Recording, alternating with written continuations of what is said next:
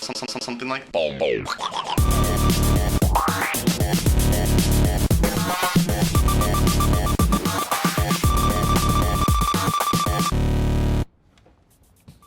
Hi, I'm Derek Ashong, and you are now in The Stream.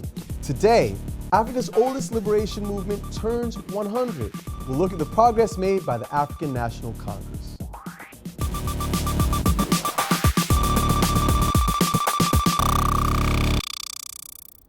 Filling in for our digital producer, Ahmed, is Latoya Peterson once again. She's the editor of the blog racialicious.com. Tweet her your comments live during the show using the hashtag AJStream. Also joining her today on the Orange Couch is Sean Jacobs, who teaches African Studies and International Affairs at the New School in New York City. He's also founder of the blog Africa is a Country, which we were just talking about in the pre-show. And I think it would be good for our broadcast audience, Sean, if you could just tell us a little bit about what you do with this blog. So it's basically a media blog, sort of media criticism of mostly Western, particularly American media, reporting on African stories.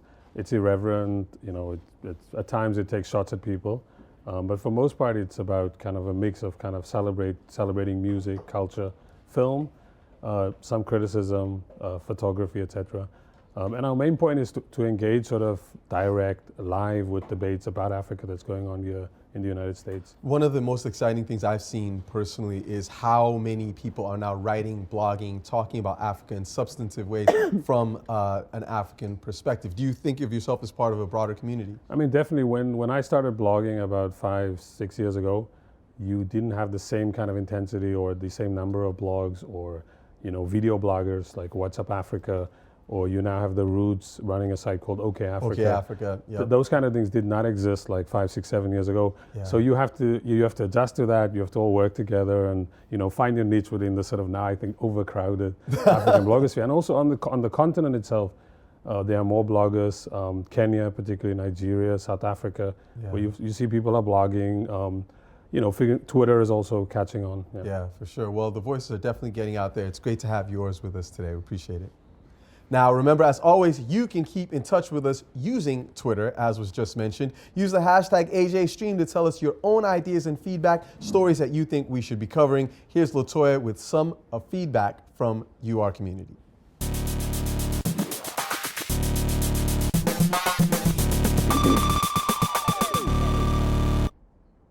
Thanks, Derek. Do you believe that communication is so important it's actually sacred? If so, you might want to join the Church of Kapimism, a new, officially recognized religion in Sweden. The Stream interviewed Kapimism founder Isaac Gerson last year about the religion whose members believe that information is holy and copying is a sacrament. While most internet users are skeptical, some think Kapimism has merit. User SuperTed says, I think Kapimism has got something very profound at its core. Every time you communicate, you are having a spiritual experience with another.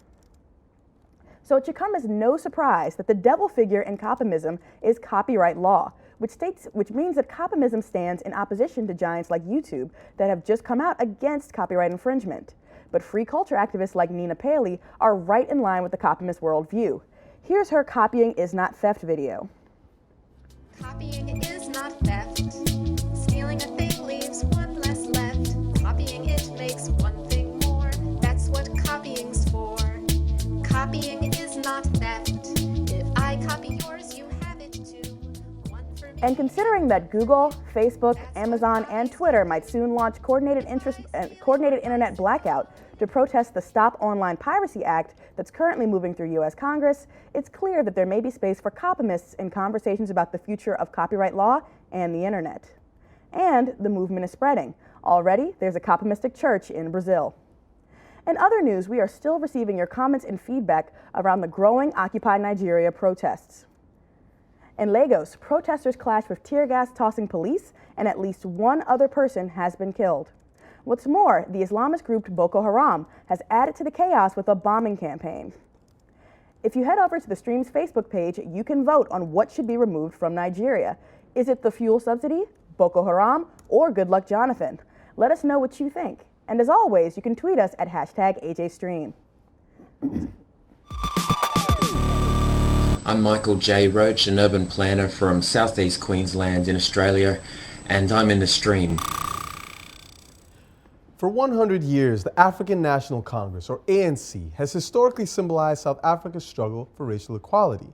Once deemed a terrorist group by the South African government, the ANC has evolved from an anti-apartheid movement to a political giant that has served as South Africa's ruling political party for the past 17 years. Now, although apartheid has ended, social inequalities in the Rainbow Nation persist. And critics say that the ANC has deviated from its founding tenets of social justice. So, how much does the ANC still champion the same values it fought for 100 years ago?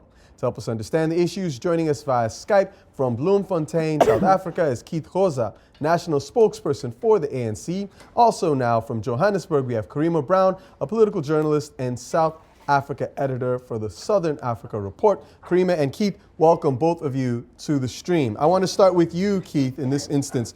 Is the celebration of the 100-year anniversary of this political party, the ANC, seen as a celebration for all South Africans or simply for supporters of the organization? Yeah, certainly the celebration of the 100 years was celebrating the national legacy of a liberation movement that has lived for 100 years and it's still surviving. It is still very much relevant to the situation in South Africa, and it still enjoys the support of the majority of South Africans. Now, let me go then to Karima. What's your take? Because people have raised concerns that the ANC is no longer as effective, perhaps, in representing the interests of a majority of South Africans. How would you respond?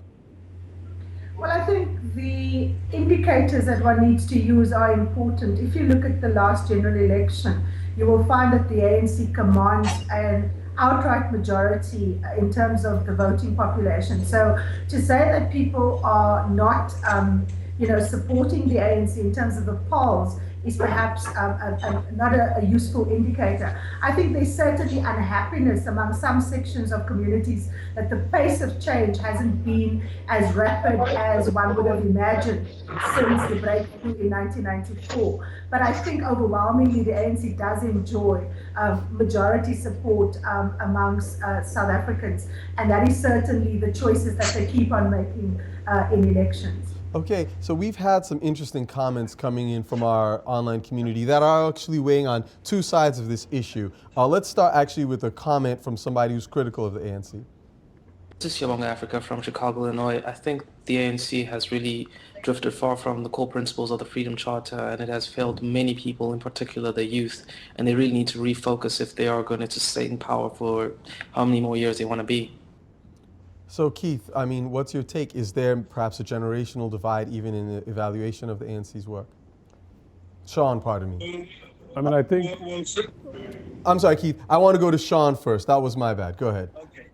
I mean, I think it's important to recognize that the ANC, it defeated apartheid, and it's still alive as an organization. Many other organizations in South Africa, they don't exist anymore, or they've died, including some of the other organizations who also fought for the liberation, of South Africans. At the same time, I think the ANC, since it came into power in 1994, has sort of a mixed record that maybe if you're my age and you got some education as a result of affirmative action, you see, look, this has been good, the ANC's delivered. But if you look at, say, somebody who's living in a township in South Africa, they're worse off than they were, like often under apartheid. They're just as poor, even poorer. If you look at young people who have no memory of that struggle against apartheid, who weren't alive then, for them, the only way that they can think about South Africa is to judge the ANC for what it's doing right now. Mm-hmm. And their lives is kind of, schools that aren't functioning, housing that's substandard. And as a result, they'll judge the ANC for that. And that's very much a negative judgment. Let's give Keith an opportunity to respond to that. Well, let me start by saying the ANC is still committed to the Freedom Charter because if you look at government policies, the foundation of our policies are founded on what the Freedom Charter provides. The biggest challenge that the ANC government is facing is the expectation on the ground. People want to see change yesterday. They don't want to see change 15 years down the line. Now, the biggest challenge is that the state does not have as much resources as required to effect overall change within a short period of time. But I think what is important is that there is an understanding amongst our people that change is not going to be overnight. And that has been proven by the fact that the ANC gets elected back to power with a good majority. The other important point that one may raise is that any living democracy, you always face challenges as you go ahead because the circumstances in the country change, the expectations change. Young people grow in completely different circumstances. It's now the age of information, the gadgets. You know, I want to jump in right there for a moment, Keith, because your audio is fracturing a little bit, and I'm going to see if I can actually get a comment in from Karima regarding these economic issues that the ANC's tried to tackle. I'm looking here at some statistics from 1994 when the ANC came into power, and it's showing unemployment rates amongst Black Africans at around 41%, coloreds at 23%, Indians at 17%, whites at 6.3%. Now we look at the rates from 2011, and we see for Africans it has come down, but it's still verging around 29-30%. For coloreds, about 23%. For Indians or Asians, around 10%. And for whites, at about 5 to 5.5%. Has the ANC really had a substantive economic benefit for the average South African? Well, I think the major beneficiaries of policies since 1994 has been the South African middle class. I think the problem with the ANC's decisions is rooted in the policy choices that it made right at the beginning when it took power after the 94 breakthrough. One of the biggest, I think, failures of the ANC government is the project of creating a patriotic Black bourgeoisie.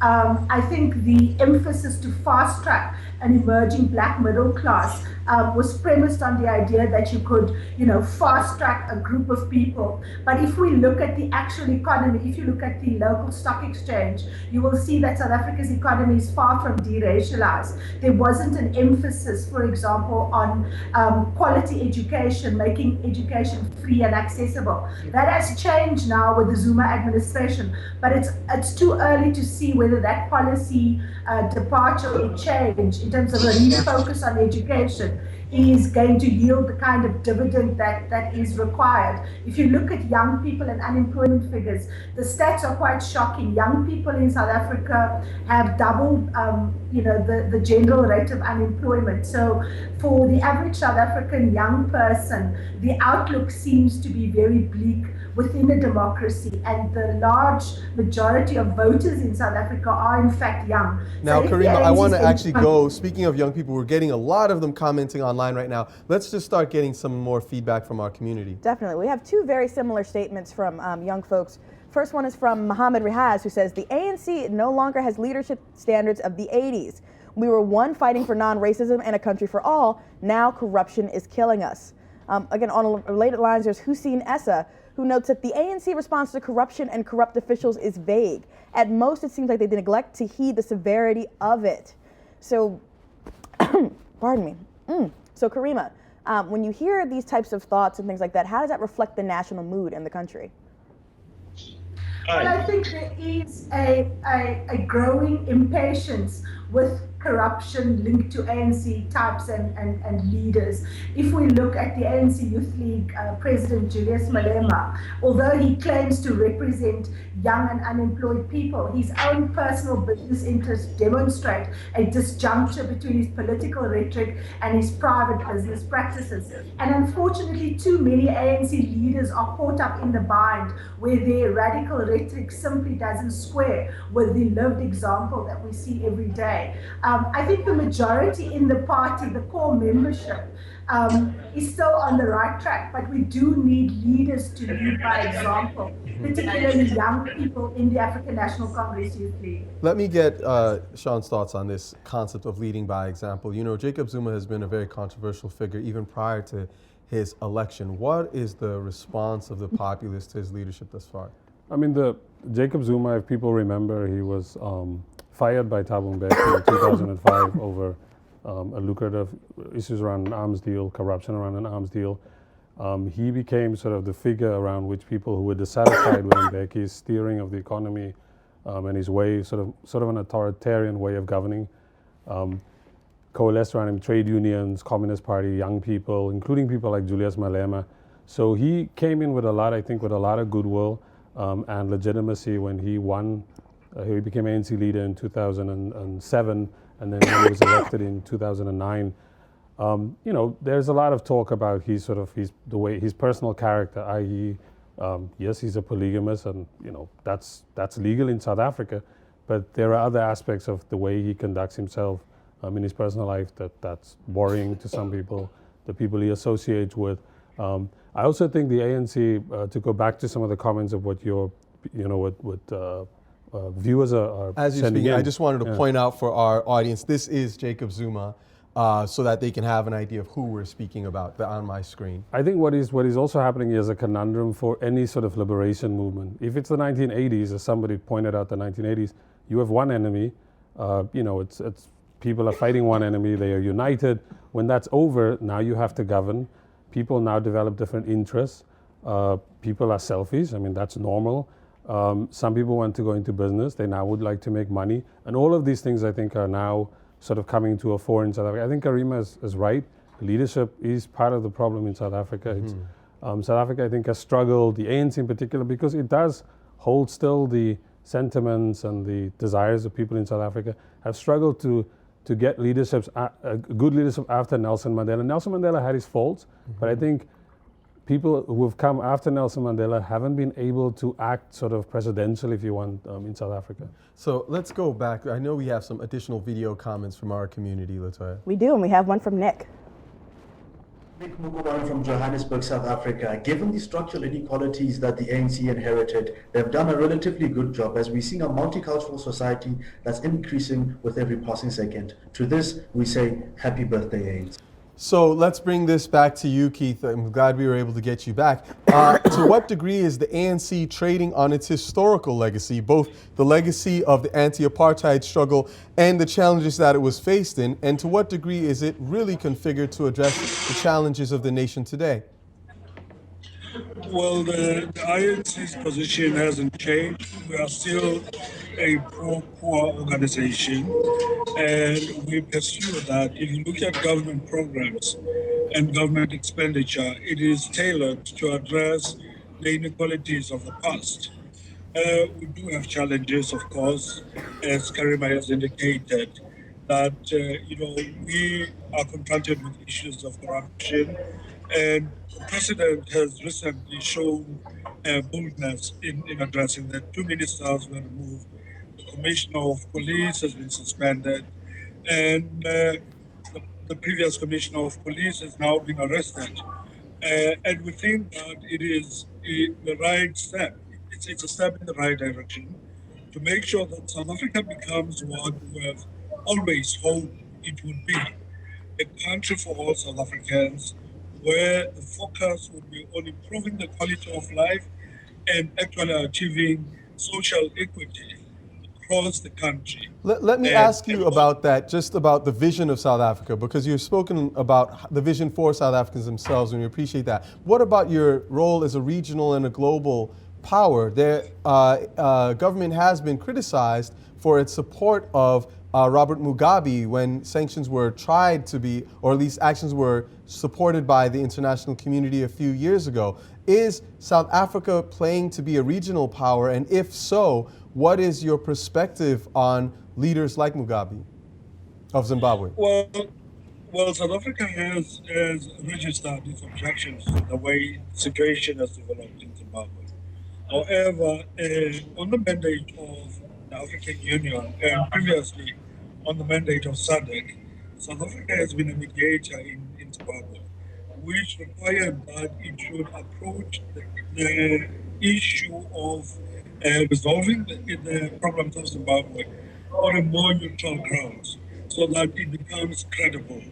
Because if it had not embraced all parties, it would have created a situation where it would have been simply biased against one other party. South Africa resolved its problems through negotiations.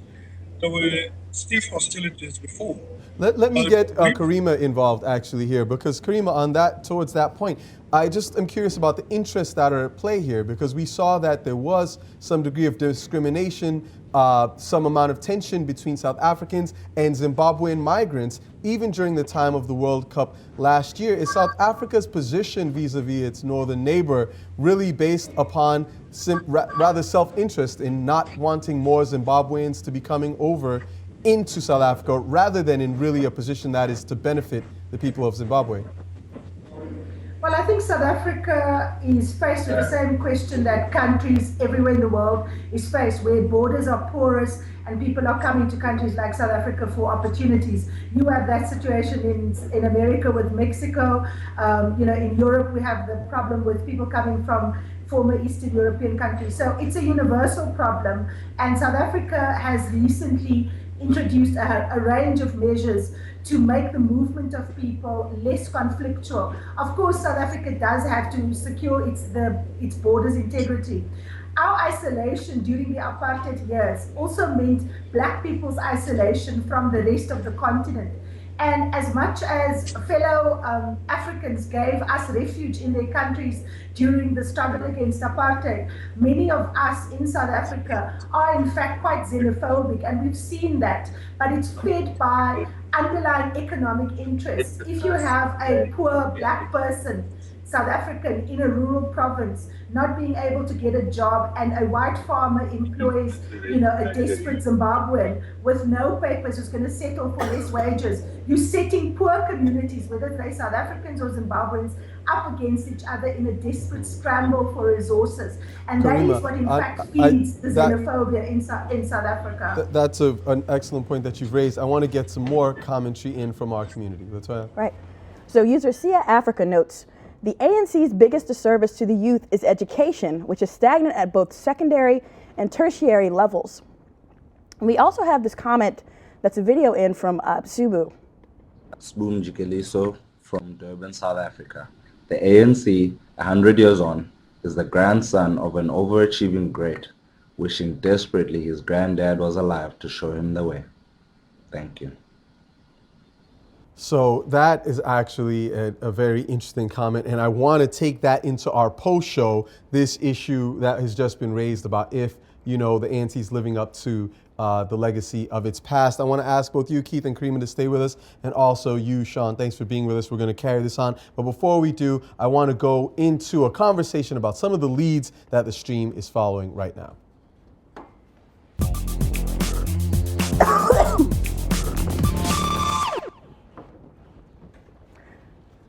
Our first lead is about an African-American teen who was mistakenly deported to Colombia. After running away from her Texas home, Jacadrian Turner was arrested for shoplifting. While detained, she gave police a fake name that actually belonged to an undocumented immigrant whom U.S. Immigration and Customs Enforcement was pursuing. Colombia has yet to release her, and the U.S. government is now looking into the matter. Our next story comes from Dubai, where photos of six-figure nightclub receipts are drawing strong reactions from Facebook users in the United Arab Emirates. One of the receipts shows a total of $105,000 US, which includes a $35,000 bottle of Cristal champagne. Comments range from insane to typical. Our final lead is from New York University, where researchers have designed eccentric body camouflage to prevent people from being identified online. As you can see from the video, it's called CV Dazzle, and what it does is combine outlandish makeup and hairstyling to protect the wearer from facial recognition software found on sites such as Facebook. Those are our stream leads for today. If you want more, visit stream.aljazeera.com/leads. Cast your votes for the stories that you're interested in and tell us what you want to see on a future show. Back to you, Derek. All right, thank you so much, Latoya. Those are fascinating concepts, and definitely take her advice. Tweet us using the hashtag AJStream to let us know what stories you think that we should be covering. We're going to go into our post show now, and you can join us there at stream.aljazeera.com. We're going to be asking the question whether the legacy of the ANC, the historical legacy, is something that any political party could realistically live up to. Stay with us. We're going to be there. You can use the hashtag AJStream. On Monday, we look at what's behind the Occupy Nigeria movement's increase across the country. We will see you online.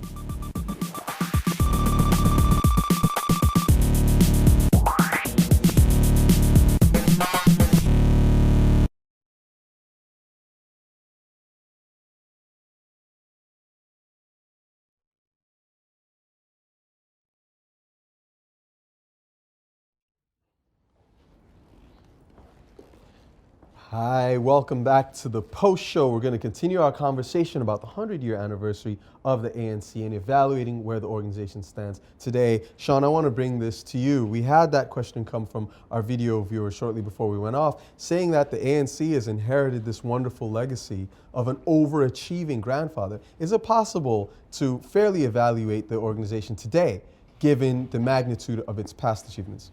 I mean, I think again, to go back to what I said about if you're in a struggle that sort of where it's clear who the enemies are, and who your allies are, it's easier to be cohesive and to know what your end goals are. When that's over, and now you're going to have a democracy. Democracies are robust, with various interests operating them: civil society, trade unions, young people, generational differences.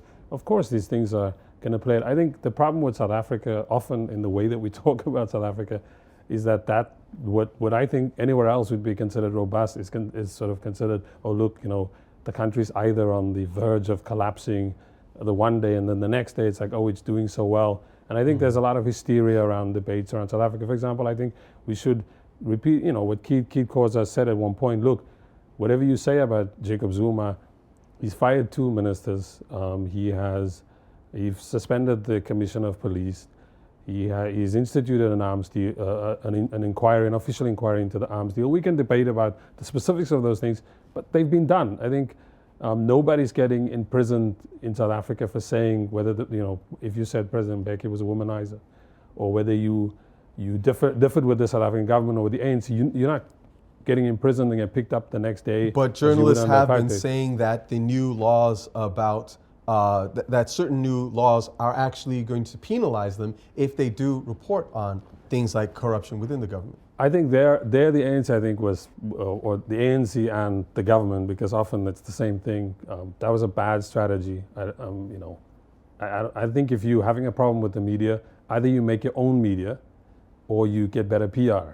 But I mean, it's sort of lesson 101 of politics, that you don't go after the media and try to shut them down. And that's not good. If you're the largest party, you have kind of a long history, you carry some legitimacy. Most of South Africans, as Karima pointed out, are still supporting you, vote for you in overwhelming numbers. Why are you so obsessed with what the media is saying about you? Yes, there's problems with who's running the media, how they debate things. That's there. But I think if you're the ANC, I think become more proactive, be more. Let's get Keith an opportunity to respond. Keith, does the ANC have a problem with South African media? Well, we've raised concerns. We do have a cordial relationship with the media, but we have raised concerns that at times the interpretation of events and the emphasis tends to be too negative against the ANC or the government. And we've always said that we prefer the media that would provide a balanced view, that would be more objective than it is at times. And we do differ, we raise concerns, but I wouldn't say that the media is outright negative. We appreciate that they do play a role in exposing whether it's corruption or mismanagement, maladministration in government, which is a partnership that we need with the media. And but also we think that when the government is doing well, the media should acknowledge that. Let's get some more comments actually from our online community. All right, some of our online readers have really been debating policy and how that's going to work in terms of this new South Africa that they're trying to form. One notes, the ANC serves white capitalist power. Only 7% of the land has been returned to blacks in 17 years of ANC rule. Secondly, the ANC is dragging its feet in dealing with the call of nationalization of mines through expatriation without pay. The people within the party use the people to enrich themselves, family, and friends. It's them people later. And so that comment is kind of reflective of split that we're seeing online in our community. Is the ANC actually working for the best interests of the people? And if so, how come there isn't more racial progress? Keith, did you want to respond? Yeah, I can come in there. The issue of the accusations that are leveled against the ANC government, and some of them are not factual. And I think if you look at the number of legislation that was introduced by government to try and curb corruption, starting with the Public Finance Management Act and the number of agencies that have been put in place. And they're all designed to ensure greater accountability of the government to the public. We now have a situation where ministers have to sign performance contracts so that they focus more on what they need to deliver as opposed to being self-serving or neglecting their work. That has now cascaded to even lower levels of government, where at provincial levels, we're now seeing the MECs entering into contracts with the premiers and even at local government level. An area where there was also a concern about corruption was local government, where the government has now introduced the Municipal Management Finance Keith, Act. I'm sorry, I have to interrupt you. Your audio is just breaking down again. I'm going to go off of Skype to make sure that we have an opportunity to keep it clear. So, Sean, there's so much stuff that's coming at us. And Latoya, correct me if I'm wrong, but it's seeming to me that the bulk of what's being said online, at least via Twitter, seems to be critical of the ANC. And I'm just curious, for example, I can see this one at Mr. Swin says, ANC was an important liberation movement for around 80 years, but are now just a party. They were only good at the former. I'm just wondering, Sean, to what degree is what we're seeing online reflective of what people think on the ground? Or is there really an overwhelming support for the organization that's simply not reflected in the kind of discourse we're hearing? I think we should be careful to not generalize from what we see on Twitter. Mm-hmm. It's about who has a phone, who has a smartphone. Most people who support the ANC still are very poor. They just, getting by. So they don't, and if they have a cell phone, they buying, these like, what do you call it? Credits. Like pay as you go, credits. So they're not spending it on tweeting or, making videos. Mm-hmm. They don't have, wireless internet or fast internet. So that, I think we need to notice that. I mean, and also the ANC manages every time. The ANC has become a party that's about elections. Yeah. So, and it does manage every time there's an election to bring out its support. It has about almost 2/3 of the vote. There's some fluctuations here and there at every election. And none of the parties who represent a lot of these kind of, grievances in South Africa have been able to capitalize on those grievances and turn them into sort of an electoral advantage. So the largest party is like a very regional party operating out of one province. And so the ANC still dominates. And many of the young people, I suppose, who complain about the ANC often have a conundrum about joining or supporting another party. Mm-hmm. And when it comes to election, they often go back and vote for the ANC. I think that's a larger and bigger issue in South Africa about, making politicians accountable. So yes, people are saying, you're enriching yourself, mm-hmm. Things aren't getting better, but it's about, I think the issue in South Africa is also citizens have to become proactive, have to demand their rights. Just as the media gets out to demand that there shouldn't be a law preventing them from doing their job, I think so should people who are demanding housing, people who are demanding healthcare should be doing the same thing. They are doing it, but I think there should be more of a kind of an active politics going on. Well, let's get some more comments. Yeah, and one of the interesting things is this question of growth, right? So the ANC is turning 100 years old. What does that mean in terms of how the movement's goals have changed with the times? So we have a Twitter user, Skyza, who says, however, AJ Stream, the challenges facing the ANC are not foreign to any liberation movement of integrity. So what happens just kind of like even here with like the NAACP and the shit in La Raza, every large civil rights organization that made their mark in the 60s has had a very similar identity crisis and a very similar comments being made by the youth who don't necessarily see why they're still relevant in today's times and today's issues. So is it just the passage of time that's really warping the view of ANC and contributing to what seems like this huge kind of identity crisis? Well, I want to actually bring this to Karima, and I want to piggyback it onto what Sean had said about the lack of viable opposition. I mean, how would you rate the health of South African democracy? I think South African democracy is incredibly vibrant in South Africa. We have a very active, participatory, populace. People in South Africa are very involved.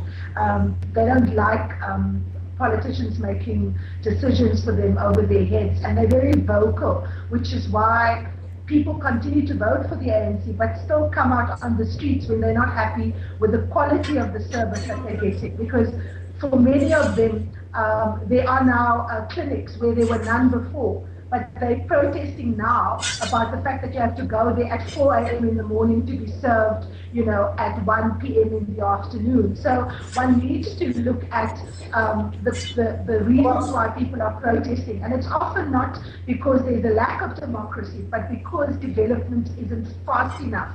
And when that is looked at in terms of, or compared to how some leaders of the liberation movement live at a personal level, or when there's exposés about their financial interests, communities that have supported the ANC become extremely, unhappy. But let me make 2 points. I think there is a tendency in South Africa to, and I think Sean made the point before, to either frame us as a miracle society or to paint us on the edge of an abyss.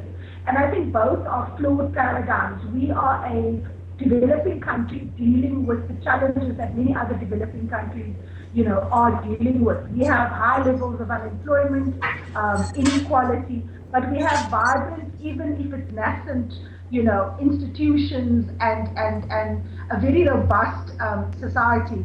What the ANC's biggest challenge is that it has to internalize what it means to govern. It needs to professionalize as a party.